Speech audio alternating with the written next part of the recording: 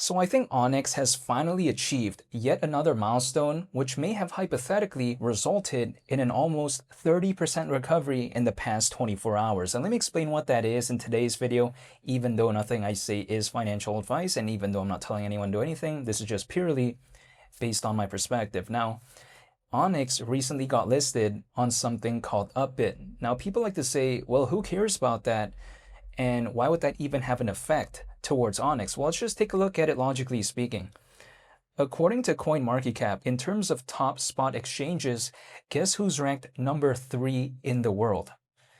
It's Upbit, which a lot of people probably sometimes don't really think about, right? Because initially when this news came out that Onyx got listed on Upbit, a lot of my friends were telling me, like, who cares about that? But that's really massive. Again, to just kind of emphasize sort of how massive this is, I've taken the liberty to do a little bit of research. Now, it's just to kind of give a visualization, I guess, as to just how massive Upbit is. So allegedly, when it comes to Upbit, in the first half of 2025 alone, it handled around $642 billion, right, in terms of transactions. And allegedly, back in early 2025, the average daily volume was around $3.36 billion. So we got to think about that, right? Upbit, it has a very massive presence in South Korea. And if we take a look at, let's say, in the case of Onyx being listed on something like Upbit, I think that's just a really massive milestone at the end of the day, which again, I think is no surprise, right? I mean, it's not like Upbit is ranked 25th in the world in terms of top spot exchanges, at least according to CoinMarketCap. That's actually not the case. Again, it's currently ranked number 3 in the world, which does technically mean that according to that specific list that I saw, Upbit is just behind Coinbase. Of course, number 1 being Binance, but I'm just saying, like, that's pretty impressive. Keep in mind, Upbit allegedly is ranked higher than OKX, Bybit, and basically a bunch of others.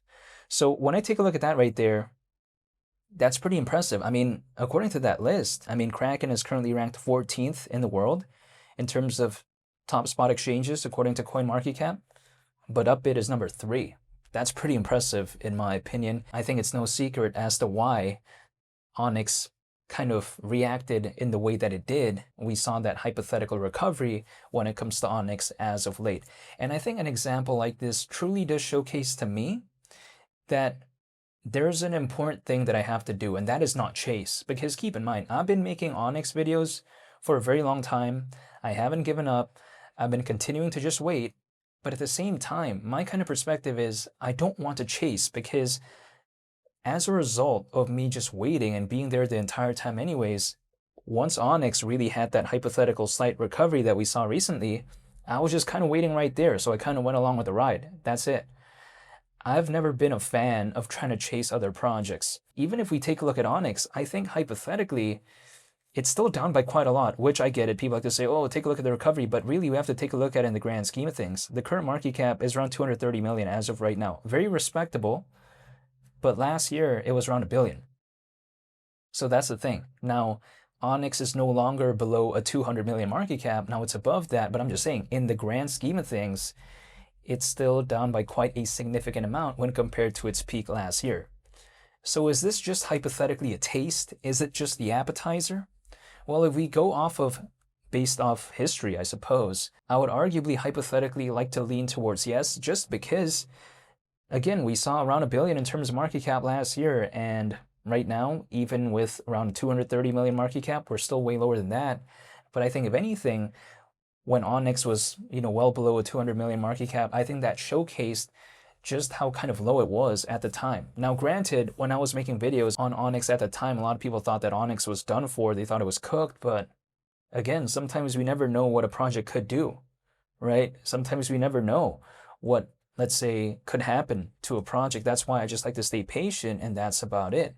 It's like, for instance, let's say we have some friends that say they want to do this one day, like become an entrepreneur, or let's say become a musician or become an athlete. We don't know their capabilities, right? Sometimes a lot of people just surprise other people in a sense where they actually go on to achieve very impressive things. We just don't know. That's the thing, right? It's like, for instance, if one of my friends told me, he wants to be a rock star, then it's kind of like, okay, right? I mean, if he can do that, that's really awesome. But again, we don't know sometimes what someone is truly capable of doing in terms of their achievements.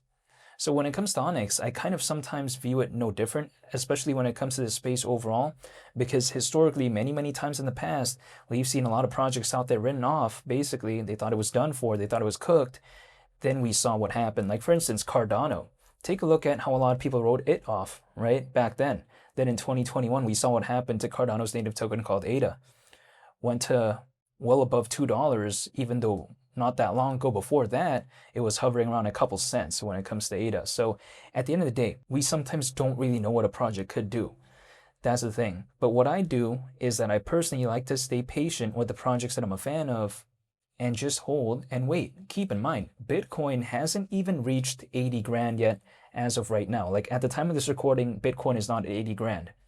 It could be different, but I'm just saying it's not at 80 grand yet. It hasn't gone on to reach 85, 90, 95 grand, 100 grand. Hasn't done that at all. And just that milestone right there when it comes to Onyx, given at a time like right now, it already did that to the charts when it comes to Onyx.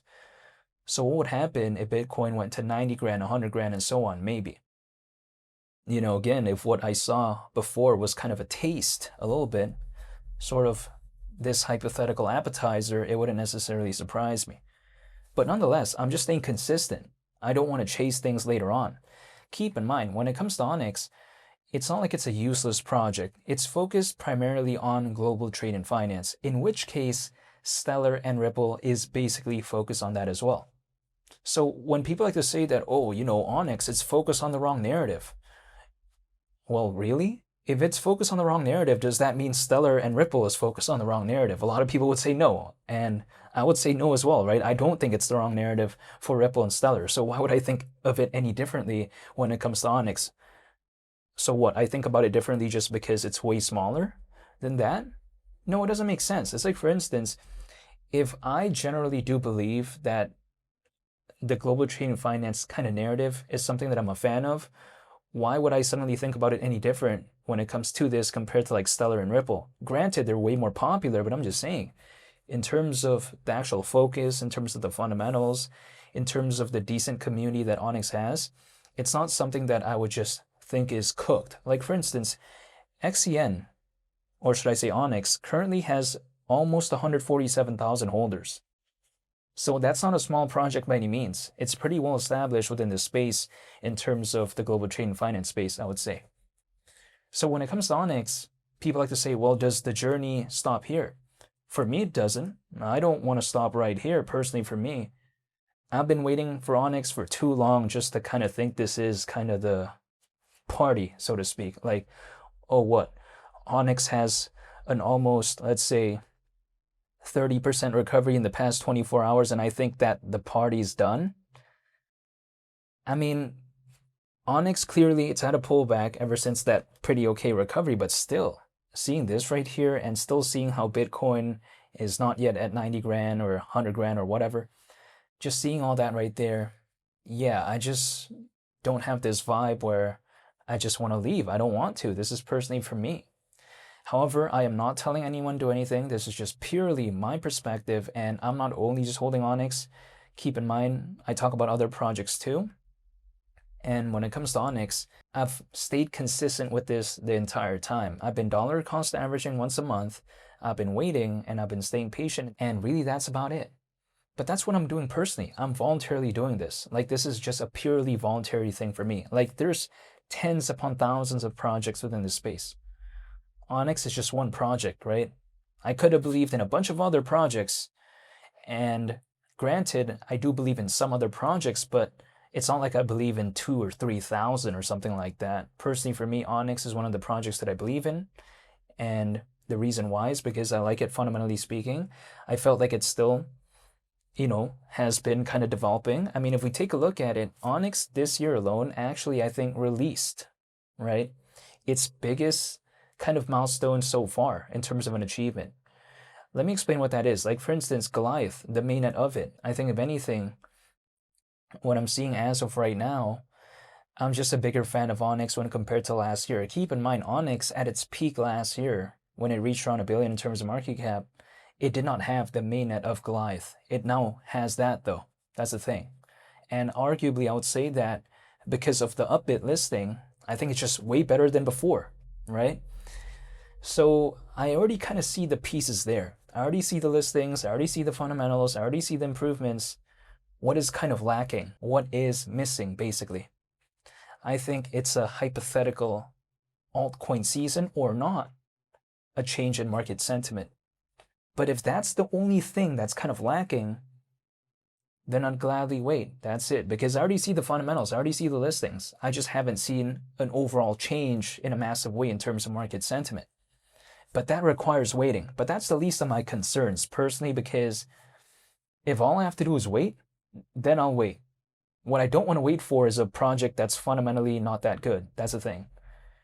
But if a project is good fundamentally and yet it's just having this pullback because the market conditions overall aren't doing the best, then okay, I don't mind waiting. That's it. That's kind of my mentality.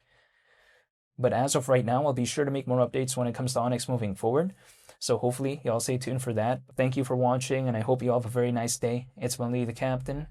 I'm out. Peace. Bye.